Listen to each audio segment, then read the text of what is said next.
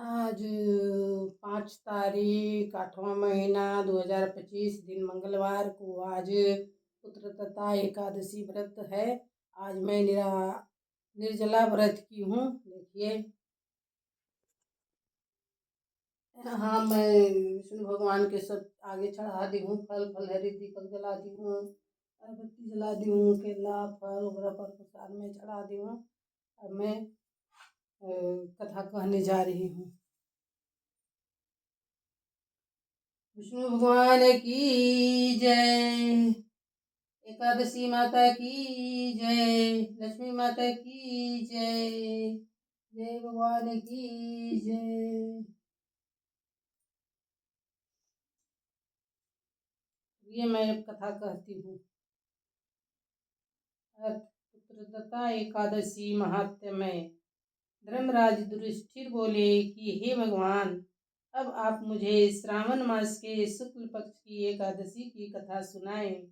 इस एकादशी का क्या नाम है तथा इसकी विधि क्या है, सो आप कहिए। श्री मधुसूदन बोले कि हे राजन, अब आप शांति पूर्वक श्रावण मास के शुक्ल पक्ष की एकादशी की कथा सुनिए। इस कथा के श्रावण मात्र से ही वाजपेय यज्ञ का फल मिलता है। द्वापर युग के प्रारंभ में महिष्मती नाम की नगरी थी। उस नगरी में महाजित नाम का एक राजा राज्य करता था। वह पुत्रहीन था, इसीलिए वह सदैव दुखी रहता था। उसे एक राज्य कष्टदायक प्रतीत होता था, क्योंकि पुत्र के बिना इस लोक और परलोक दोनों में सुख नहीं है। राजा ने पुत्र की प्राप्ति के बहुत यत्न किए, परंतु वह निष्फल गए। जब वह राजा वृद्ध होने लगा तो उसकी चिंता भी बढ़ने लगी। एक दिन उस राजा ने प्रजा को संबोधन करके कहा कि न तो मैं अपने जीवन में पाप ही किया है और न अन्याय पूर्वक प्रजा से धन ही एकत्रित किया है। न मैंने कभी देवता और ब्राह्मणों का धन छीना है और न किसी की धरोहर ही हमारी है। मैंने प्रजा को सदैव पुत्र की तरह पाला है। मैंने अपराधियों को दंड दिए हैं। मैंने कभी किसी से राग द्वेष नहीं किया, सबको समान माना है। इस प्रकार धर्म युक्त राज्य करने पर भी मैं इस समय महान दुख पा रहा हूँ। तो क्या कारण है, मेरी कुछ भी समझ में नहीं आ रहा है। राजा महिषजित की इस बात को विचारने के लिए मंत्री आदि वन को गए। वहां वन में जाकर उन्होंने बड़े बड़े ऋषि मुनि के दर्शन किए।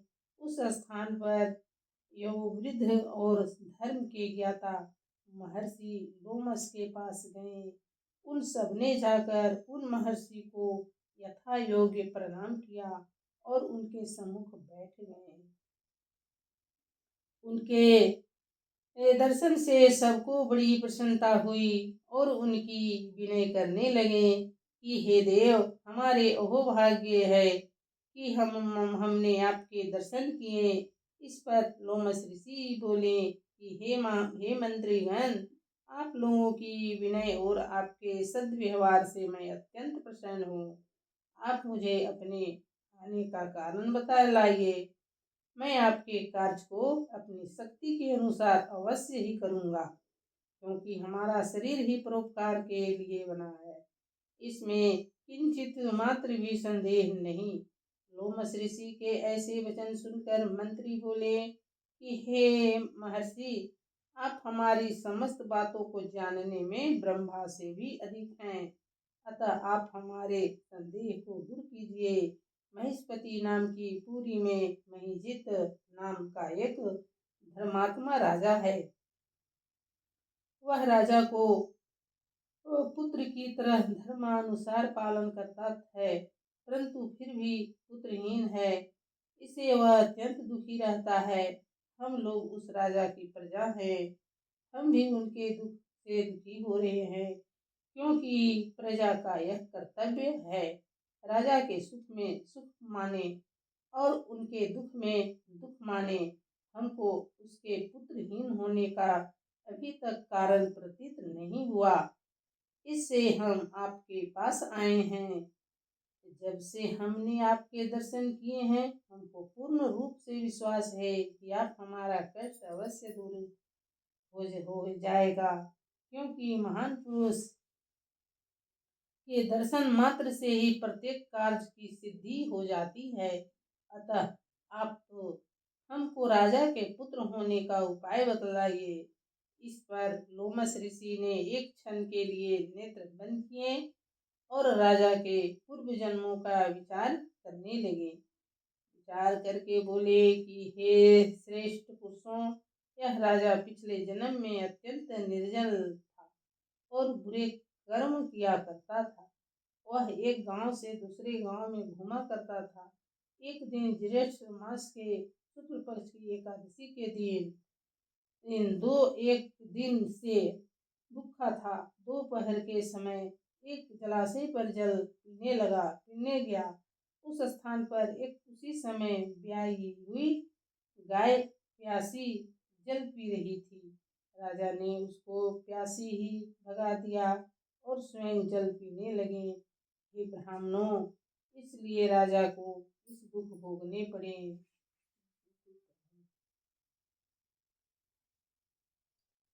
लगे।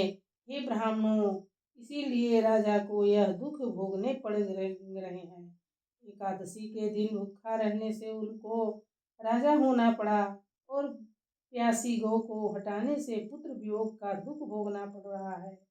इस पर सब बोले कि हे महर्षि, शास्त्रों में ऐसा लिखा है कि पुण्य से पाप नष्ट हो जाते हैं। इसीलिए कृपा करके आप राजा के पूर्व जन्म के पाप नष्ट होने का उपाय बतलाइए, क्योंकि उस पाप के क्षय होने से पुत्र रत्न की उत्पत्ति होगी। ब्राह्मण के ऐसे वचनों को सुनकर लोमस ऋषि बोले कि हे ब्राह्मणों, यदि श्रावण मास की शुक्ल पक्ष की पुत्रदा एकादशी का तुम सब लोग व्रत करो और रात्रि को जागरण करो और उस व्रत का फल राजा को प्रदान कर दो, तो हमारे राजा के पुत्र पैदा होगा। राजा के समस्त दुख नष्ट हो जाएंगे। मंत्रियों सहित समस्त प्रजा महर्षि लोमस ऋषि के वाक्यों को सुनकर प्रसन्नता पूर्वक अपने नगर को वापस आए। उन सब लोगों को श्रावण मास के शुक्ल पक्ष की पुत्रदा एकादशी को लोमस ऋषि के आज्ञानुसार विधि पूर्वक व्रत किया और द्वादशी को उसका फल राजा को दिया।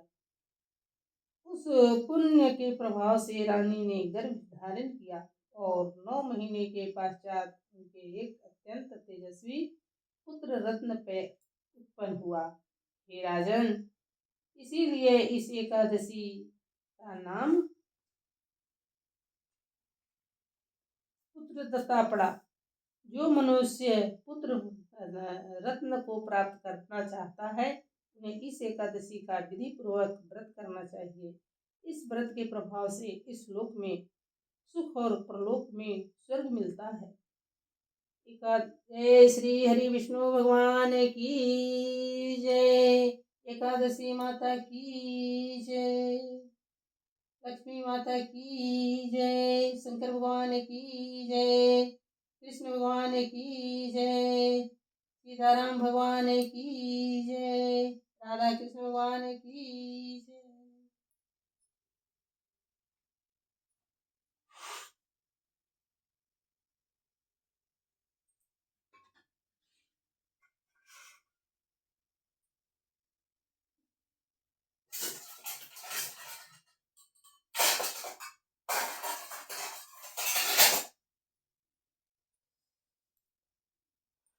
मैं भगवान जी का कपूर और लौंग से भोग लगा रही हूँ।